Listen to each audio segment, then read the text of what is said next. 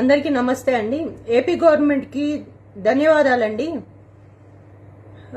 మమ్మల్ని మీరేం చేయాలనుకుంటున్నారో మాకు అర్థం కావట్లేదు కానీ మా వారిని స్టేషన్ల మీద స్టేషన్లు తిప్పుతున్నారు.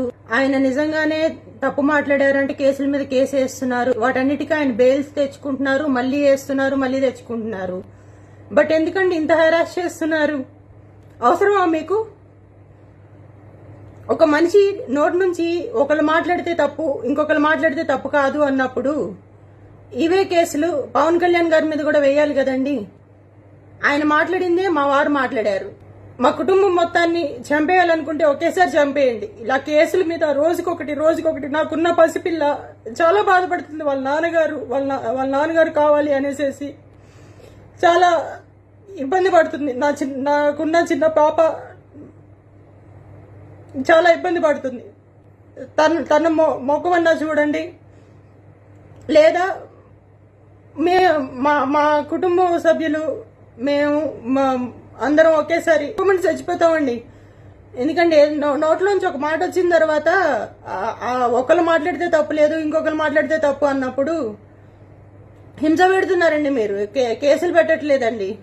ఒక కేసు అంటే సరేనండి, ఒక స్టేషన్ అంటే సరేనండి, బెయిల్ వస్తుంది మళ్ళీ తీసుకెళ్తున్నారు, బెయిల్ వస్తుంది మళ్ళీ తీసుకెళ్తున్నారు అంటే ఒకసారి ఆలోచించండి సార్.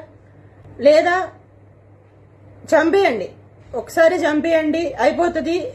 ఇక మీరు ప్రశాంతంగా మీరు చేసుకోవచ్చు. మిమ్మల్ని ప్రశ్నించడమే మా వారు చేసిన తప్పు అయితే చంపేయండి.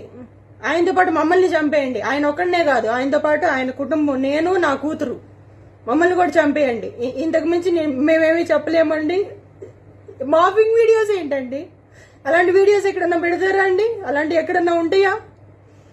తప్పండి, మీరు చేసేది చాలా తప్పు.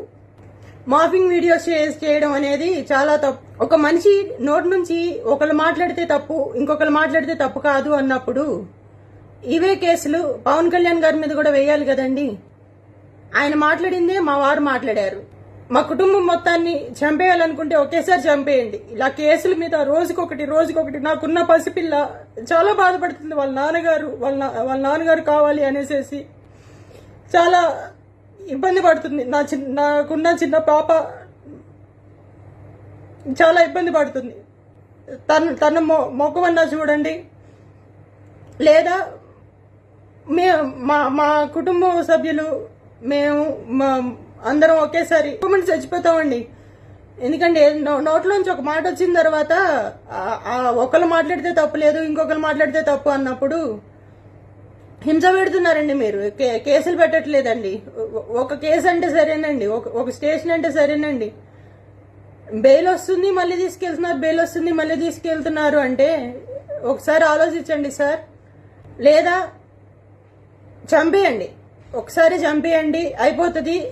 ఇక మీరు ప్రశాంతంగా మీరు చేసుకోవచ్చు. మిమ్మల్ని ప్రశ్నించడమే మా వారు చేసిన తప్పు అయితే చంపేయండి.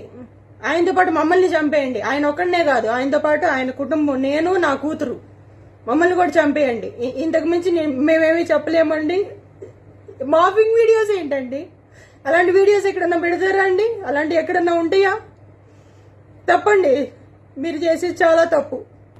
మాఫింగ్ వీడియోస్ చేయడం అనేది చాలా తప్పు. ఇద్దరిని సిఐ నాగరాజ్ చంపేసినట్టు బయటకు వచ్చి అర్థనాదాలు వినపడుతున్నాయి. ఆ కుటుంబం ఏడుస్తుంది. ఇద్దరిని చంపేసినోడు, బూడిది చేసినోడు, శవం కనపడకుండా బూడిది కూడా కనపడకుండా చేసినోడు భయపడుతున్నాడు. బయటకు వస్తే నా ప్రాణహాని ఉంది, నన్ను చంపేస్తారని. ఎవరితో ప్రాణహాని? విజయవాడ సిపితోనా, డీజీపీతోనా, నారా చంద్రబాబు నాయుడుతోనా, లోకేష్తోనా? ఎవరితో ప్రాణహాని ఉంది నాగరాజుకి? సిగ్గుపడక్కర్లేదా అంటున్నా? ఒక పోలీస్ అధికారి, నిన్నటి దాకా పోలీసుగా ఉన్నటువంటి అతను ఇవాళ అంటే ఈ రాష్ట్రంలో ఎంత లా అండ్ ఆర్డర్ దయనీయంగా ఉందనేది మాజీ సిఐ నాగరాజు, ముద్దాయిగా ఉన్నటువంటి లాకప్ డెత్ లో ముద్దాయిగా ఉన్నటువంటి అరెస్ట్ అయిన నాగరాజు స్టేట్మెంట్ పెట్టి అర్థం అవుతుంది కదా. ఏమని చెప్తున్నాడు? ఈ రాష్ట్రంలో నా ప్రాణానికి హాని ఉంది, నన్ను బయటకు వదలబాకండి, వెళ్తే చంపేస్తారని చెప్పని సిఐ నాగరాజు చెప్తున్నాడంటే ఈ రాష్ట్రం ఎంత దిక్కుమాలితనంగా మీరు పరిపాలిస్తున్నారు. లా అండ్ ఆర్డర్ని ఎంత గాలికి వదిలేసి విచ్చలవిడిగా మీ పాపాలకు వాడుకుంటున్నారు. నేను అడుగుతున్నాను, నారా చంద్రబాబు నాయుడే కాదు, ఈ రాష్ట్రంలో విఘ్నులందరినీ కూడా అడుగుతున్నా, ఈ సమాజ హితం కోరేటువంటి పౌరులను అడుగుతున్నా. పోలీసులు ఇంత చెడిపోతే, పోలీసులు ఇంత దిగజారిపోతే, పోలీసులు వాళ్ళ ఉద్యోగాన్ని విస్మరించి ఈ రకంగా అడ్డగోలుగా చంద్రబాబు నాయుడికి తొత్తులుగా మారితే, అధికార పార్టీకి తొత్తులుగా మారితే సమాజం ఎక్కడికి తీసుకెళ్తారని నారా చంద్రబాబు నాయుడు. రేపు పోలీస్ అంటే భయపడేవాడు ఎవడో, పోలీస్ అంటే భయపడేవాడు ఎవడు రేపు పొద్దున? క్రిమినల్స్ రాజ్యం వెళ్తున్నారు కదా ఇవాళ. నారా చంద్రబాబు నాయుడు గారిని మేము ఒకటి చెప్తాం, హితో చెప్తున్నాం, అయ్యా మీ మూలంగా ఈ చెడిపోయింది చాలు ఈ రాష్ట్రం. కులాలు మతాల పేరుతో ఇంకా నీచంగా దిగజారి వాళ్ళ ఆ రావణ అనేటువంటి యూట్యూబర్ ఏం చెప్పాడు, అతను ఏం మాట్లాడాడు? పవన్ కళ్యాణ్ గారు గతంలో వైఎస్ఆర్ కాంగ్రెస్ పార్టీ వాళ్ళని ఏమైతే బూతులు తిట్టాడో లేదా ఏమైతే మాట్లాడాడో అదే మాటలను రీట్రీట్ చేశాడు. మరి అప్పుడు నేరం కాంది పవన్ కళ్యాణ్ గారు ఆ రోజు అది నేరం కాకపోతే ఇవాళ ఎలా నేరం అవుతుంది ఇతందే అని అడుగుతున్నాను. మరి పవన్ కళ్యాణ్ గారు కూడా అరెస్ట్ చేయాలి కదా. మీరు అరెస్ట్ చేయకపోగా పోలీసుల మీద అటువంటి దాడి అంటే కస్టడీలో ఉన్నటువంటి ముద్దాయిని చంపటానికి ప్రయత్నం చేస్తుంటే రాష్ట్రం నలుమూలలా పోలీసు వ్యవస్థను ఎందుకు చేతులు కట్టేస్తున్నారు మీరు అంటున్నా. చాలా మంది తప్పుడు పనుల్లో పాలు పంచుకుంటున్నటువంటి పోలీసు అధికారులు నేను అడుగుతున్నా, సార్ పోస్టింగ్ల కోసం ఇంత దిగజారిపోవటం అనేది దుర్మార్గం సార్, ఇది సమాజ హితం కాదు సార్, ఇది తప్పు సార్. ఇది పెద్దాపురంలో ఒక వికలాంగురాలు, ఒక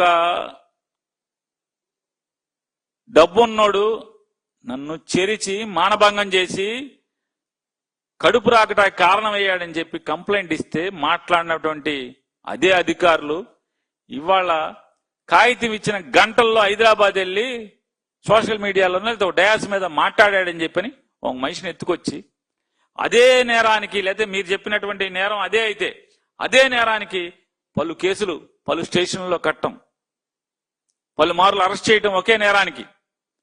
మీ దృష్టిలో అది నేరం అయితే ఒకే నేరానికి ఇన్నిసార్లు అరెస్ట్ చేయటం. మీ అంతరాత్మ అడగండి ఒకసారి ఎస్పీ గారు. ఆ రోజు ఏం చెప్తాడు డీజీపీ గారు? ఆ సిఐని ట్రాన్స్ఫర్ చేశాడంట, వీఆర్కి పంపించాడు. సిఐని వీఆర్కి పంపిస్తుంది. డీజీపీ గారు కదా వీఆర్కి వెళ్లాల్సింది, ఈ రాష్ట్ర డీజీపీ గారు కదా వీఆర్కి వెళ్లాల్సింది, ఆ జిల్లా ఎస్పీ గారు కదా వీఆర్కి వెళ్లాల్సింది. అమాయకులైనటువంటి సిఐల్ని ఆన్లైన్ని వాడుకుని మళ్ళీ బలి చేస్తున్నారు. నాగరాజును వాడుకున్నారు, నాగరాజును జైలు వేశారు, బలి చేశారు. ఇంకేమనంటే ఆడు కాపు ఈడు కాపు అన్నారు. ఆడు కాపు ఈడు కాపు అయితే మేము కూడా అదే అంటున్నాం. నారా చంద్రబాబు నాయుడు ఫుల్గా మహేష్ బాబు బ్రహ్మానందాన్ని వాడేసినట్టుగా కాపులను వాడేస్తున్నాడయ్యా అని చెప్తున్నాం. మేము కూడా అదే. అన్నిటికీ అడ్డగోలు పనులకి, తప్పుడు పనులకి, అవినీతికి, అన్నిటికీ నారాయణ గారిని అడ్డం పెట్టుకుని అమరావతిలో డబ్బులు దోచేస్తున్నాడు. ఏమనంటే నారాయణ ముద్దాయి అంటున్నారు, మంత్రి నారాయణ ముద్దాయి. అతను కాబోడే ఈ లాండ్ ఆర్డర్ని గాడిలో పెట్టేటువంటి బాధ్యత అట్టాకు చంద్రబాబు నాయుడు గారికి లేదు. కనీసం పోలీసు అధికారులైనట్టే లేదా చీఫ్ సెక్రటరీ గారైనా మేల్కోండి. ఎంతో కొంత మీరు జీతం, ప్రజల దగ్గర డబ్బులు జీతం తీసుకున్నందుకు ఎంతో కొంత బాధ్యతగా, మీరు చేసిన ప్రమాణాలకి ఎంతో కొంత బాధ్యతగా మీ విధి నిర్వహణని నిర్వర్తించమని చెప్పని డిమాండ్ చేస్తూ నారా చంద్రబాబు గారిని మళ్ళీ డిమాండ్ చేస్తున్నాం, మంత్రులను డిమాండ్ చేస్తున్నాం.